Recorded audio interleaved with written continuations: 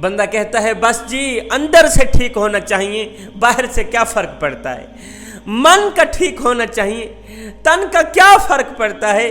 میں انہیں ایک چھوٹی سی مثال دیتا ہوں، بھائیو تم میرے پاکستانی سپاہیوں کو کہو کہ وہ کل ہندوستانی سپاہیوں کی وردی پہن لیں۔ جو لوگ یہ کہتے ہیں نا بس جی انسان کا دل ٹھیک ہونا چاہیے، اندر کا ٹھیک ہونا چاہیے، روپ سے کیا فرق پڑتا ہے، باہر سے کیا فرق پڑتا ہے، شکل و صورت سے کیا فرق پڑتا ہے، اٹھنے بیٹھنے کے انداز سے کیا فرق پڑتا ہے۔ میں انہیں ایک چھوٹی سی مثال دیتا ہوں، بھائیو تم میرے پاکستانی سپاہیوں کو کہو کہ وہ کل ہندوستانی سپاہیوں کی وردی بدل کے سوشل میڈیا کے سامنے آ کے یہ اعلان کریں، لوگوں ہم نے صرف وردی بدلی ہوئی ہے، باقی ہم اندر سے پاکستان کے وفادار ہیں۔ ہم نے صرف وردی بدلی ہوئی، ہم نے صرف باہر کا روپ بدلا ہوا ہے، باقی ہم اندر سے وفادار ہیں، لہٰذا وردی بدلنے سے کیا فرق پڑتا ہے۔ پھر میں دیکھوں گا کتنے لوگ ہیں جو تمہیں وفادار سمجھتے ہیں اور کتنے لوگ ہیں جو تمہیں غدار سمجھتے ہیں۔ اور نادانو، جب تمہیں اپنے پیارے نبی کی وردی پسند نہیں، تم سچے عاشق کیسے بن سکتے ہو؟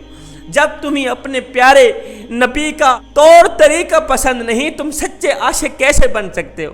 جب تمہیں اپنے پیارے نبی کی ادائیں پسند نہیں، آپ کا لباس پسند نہیں، تم سچے عاشق کیسے بن سکتے ہو؟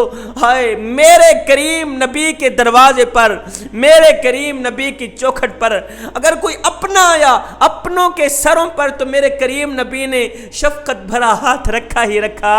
کمال کی بات تو یہ تھی کہ میرے کریم نبی کی چوکھٹ پر اگر کوئی دشمن آ جاتا، دشمنوں کے سروں پر بھی میرے کریم نبی نے شفقت بھرا ہاتھ رکھا ہے۔ میاں تو امیر ہے، تجھے امیری مبارک، تو دولت مند ہے، تجھے دولت مبارک، تو نمبردار ہے، تجھے نمبرداری مبارک، تو چودھری ہے، تجھے چودراہٹ مبارک۔ ہاتھ جوڑ کے عرض کر رہا ہوں، کبھی کبھار اپنی گلی میں رہنے والے اس غریب کے دکھڑے سن لیا کر، اس غریب کی فریادیں سن لیا کر جس کا اللہ کے سوا دنیا میں سننے والا اور کوئی نہیں ہے۔ ہو سکتا ہے اس غریب کی فریادیں سننے، اس کے سینے کا بوجھ ہلکا کرنے پر اللہ تم پہ راضی ہو جائے، مدینے والا تجھ پہ راضی ہو جائے۔ آئے آپ نے وہ واقعہ نہیں سنا؟ مدینہ شریف میں ایک بڑھیا عورت رہا کرتی تھی، کم عقل عورت رہا کرتی تھی، جس کا ذہنی توازن ٹھیک نہیں تھا، جس کا عقلی توازن ٹھیک نہیں تھا۔ وہ جس راستے سے جاتی تھی لوگ وہ راستہ چھوڑ دیتے تھے، کوئی بھی اس سے بات کرنا گوارا نہیں کرتا تھا۔ یہ بڑھیا بے تکی باتیں کیا کرتی تھی، اس کا ذہنی توازن ٹھیک نہیں تھا۔ جس راستے سے جاتی ہے لوگ وہ راستہ چھوڑ دیتے ہیں کہ بڑھیا آ رہی ہے، ایسے ہی بے تکی باتیں سنائے گی، ہمارا ٹائم ضائع کرے گی۔ میرے کریم نبی صلی اللہ علیہ وسلم مسجد میں بیٹھے ہوئے ہیں، یہی بڑھیا عورت جس کا ذہنی توازن ٹھیک نہیں ہے، کم عقل عورت ہے جسے ہم اپنی زبان میں پاگل سمجھتے ہیں، یہی پاگل عورت مسجد نبوی کے دروازے پر آئی۔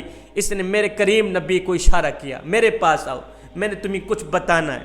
میرے کریم نبی نے حضرت عمر کو نہیں کہا عمر جاؤ اس بڑھیا کی بات سنو، ہرگز نہیں۔ میرے کریم نبی نے حضرت سیدنا ابوبکر صدیق رضی اللہ تعالیٰ عنہ کو، حضرت عثمان غنی کو، حضرت علی کو یہ نہیں کہا جاؤ بڑھیا کی سنو کیا کہتی، نہیں نہیں۔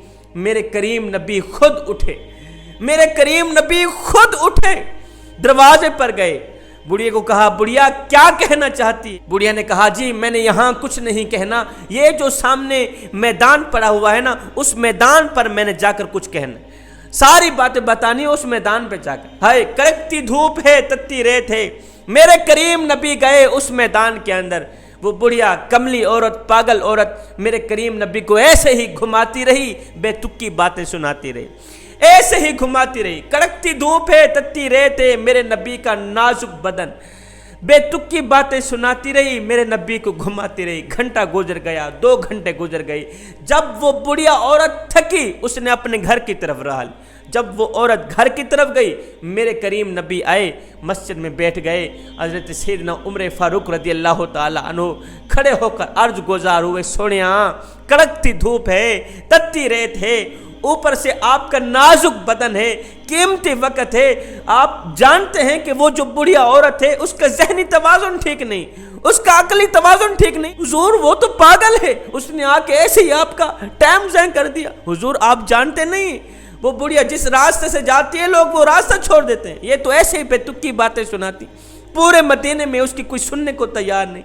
جب حضرت عمر فاروق نے کہا حضور پورے مدینے میں اس کی کوئی سننے کو تیار نہیں، تو میرے کریم نبی نے اپنا سر مبارک اٹھایا، عمر کی طرف دیکھا، فرمانے لگے عمر پورے مدینے میں اس بیچاری کی کوئی نہیں سنتا، پورے مدینے میں اس بیچاری کے کوئی دکھڑے سننے کو تیار نہیں، کوئی درد سننے کو تیار نہیں۔ عمر اگر میں بھی اس بیچاری کی نہیں سنوں گا تو کون سنوں گا؟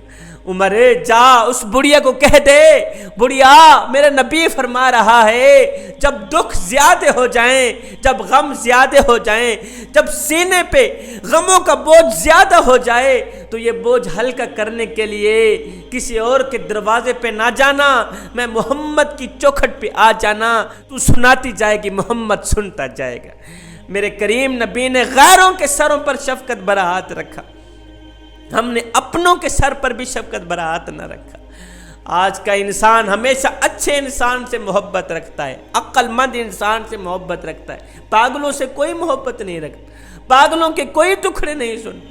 آج کا انسان ہمیشہ اچھے انسان سے محبت رکھتا ہے، فقط ایک میرا رب ہی ہے جو برے انسان کو بھی اکیلا نہیں چھوڑتا۔ جوانو نبی کی غریب امت کے دکھڑے سنا کرو، نبی کی غریب امت کے درد سنا کرو، حضور کی امت سے پیار کرو، محبت کرو۔ اگر میں آپ کے بچوں سے پیار کروں تو میں آپ کو کتنا اچھا لگوں گا، اور اگر آپ میرے بچوں سے پیار کریں گے تو آپ مجھے کتنے اچھے لگیں گے۔ تو جب ہم سب حضور کی امت سے پیار کریں گے تو ہم حضور کو کتنے اچھے لگیں گے۔ جب ہم سب آقا کی امت سے پیار کریں گے، آقا کی امت کے درد سنیں گے، دکھڑے سنیں گے، ان کے سینے کا بوجھ ہلکا کریں گے، تو ہم سب آقا کو کتنا پسند آئیں گے، آقا ہم سے کتنا پیار کریں گے، کتنی محبت کریں گے۔ مسیلمہ کذاب نے حضرت حبیب بن زید رضی اللہ تعالی عنہ کو کہا تو ایک دفعہ مجھے کہہ دے کہ میں اللہ کا رسول ہوں۔ حضرت حبیب بن زید نے کہا دفع ہو تو جھوٹا ہے، تو اللہ کا رسول ہرگز نہیں ہو سکتا۔ مسیلمہ کذاب ظالم نے کیا کیا؟ حضرت حبیب بن زید کا ایک ہاتھ کاٹ ڈال، دوسرا ہاتھ کاٹ ڈال، ایک دفعہ کہہ دو میں اللہ کا رسول ہوں، کہا ہرگز نہیں، تو جھوٹا ہے۔ مسیلمہ کذاب نے حضرت حبیب بن زید کا ایک پاؤں کاٹ ڈالا، دوسرا پاؤں کاٹ ڈالا، ایک ایک بوٹی جسم سے الگ کر ڈالی، ایک بار کہہ دو میں اللہ کا رسول ہوں، کہا دفع ہو تو جھوٹا ہے، تو آج بھی جھوٹا ہے، تو کل بھی جھوٹا ہے، تو اللہ کا رسول نہیں۔ مسیلمہ کذاب ظالم نے کیا کیا؟ کان کاٹ ڈالے، زبان کاٹ ڈالی، سینہ چیرا، تھر تھراتا ہوا دل باہر نکل پڑا۔ حضرت حبیب بن زید اللہ کو پیارے ہو گئے، آپ کا انتقال ہو گیا۔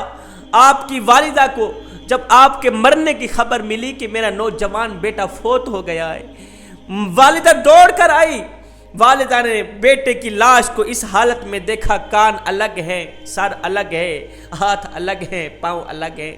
بیٹے کو اس حالت میں دیکھ کر ماں کی آنکھوں سے ایک آنسو بھی نہ نکلا۔ لوگ دیکھ کر حیران رہ گئے، پوچھنے لگے ماں تو کتنی پتھر دل ہے، تیرے بیٹے کو اتنی بے دردی سے مارا گیا ہے، ہاتھ الگ کر دیے گئے، پاؤں کاٹ دیے گئے، ٹانگیں کاٹ دی گئیں، کان کاٹ دیے گئے، دل نکال دیا گیا، اس کے باوجود بھی تیری آنکھوں سے ایک آنسو بھی نہیں نکلا۔ ماں نے کہا بھائیو یہی دن دیکھنے کے لیے تو میں نے بیٹے کو دودھ پلایا تھا، آج میری مراد پوری ہوئی، میری خواہش پوری ہوئی، میری تمنا پوری ہوئی، آج تو میری خوشی کا دن ہے، یہی دن دیکھنے کے لیے تو میں نے اپنے بیٹے کو دودھ پلایا تھا۔ وہ مائیں تھیں جن کی گود میں اسلام پلتا تھا، آج کی ماں ایک طرف بیٹے کو دودھ پلا رہی ہوتی ہے، دوسری طرف نظریں گندی فلموں پر جمی ہوئی۔ جب ماں ایک طرف بیٹے کو دودھ پلا رہی ہو، دوسری طرف فحاشی فلمیں دیکھ رہی ہوں، تو پروان چڑھتا ہوا بچہ فلمی ایکٹر تو بن سکتا ہے، وقت کا بایزید نہیں بن سکتا۔